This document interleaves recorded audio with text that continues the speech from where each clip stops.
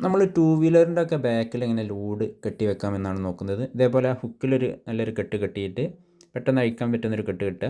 എന്നിട്ട് നമ്മൾ ബാഗോ അല്ലെങ്കിൽ ബോക്സൊക്കെ ഇങ്ങനെ സീറ്റിലിങ്ങനെ സെറ്റാക്കി വെക്കുക. ഇതേപോലെ വെച്ചിട്ട് നമ്മൾ ആ റോപ്പിൻ്റെ ഇവിടെ ഇതേപോലെ ഒന്ന് ട്വിസ്റ്റ് ചെയ്യുക. തൊട്ട താഴെയായിട്ട് ഒന്നും കൂടി ഒരു ട്വിസ്റ്റും കൂടി സെയിം രീതിയിൽ ചെയ്തിട്ട് ഇത് മറ്റേൻ്റെ അടിയിലേക്ക് ഇങ്ങോട്ട് ചേർത്ത് വെക്കുക.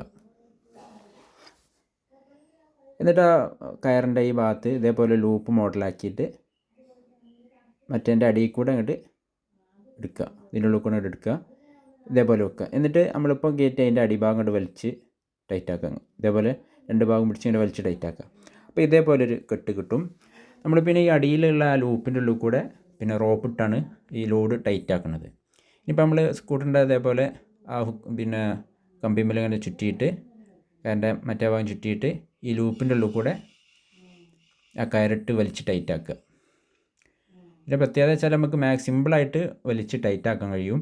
ആ കെട്ട് എങ്ങനെയായാലും ആ കെട്ട് കഴിയില്ല. നമുക്ക് നമ്മൾ ലോറിയിലൊക്കെ ലോഡൊക്കെ കെട്ടൽ ഈ രീതിയിലാണ്. മാക്സിമം വലിച്ച് ടൈറ്റാക്കുക. എന്നിട്ട് ഇതേപോലൊരു സ്ലിപ്പറി നോട്ട് ഇടുക, അല്ലെങ്കിൽ സാധാരണ രീതിയിൽ കെട്ടിയാൽ മതി. നമ്മൾ ബാക്കിയുള്ള കാർ കൊണ്ടാണെങ്കിൽ നമുക്ക് ഇവിടെ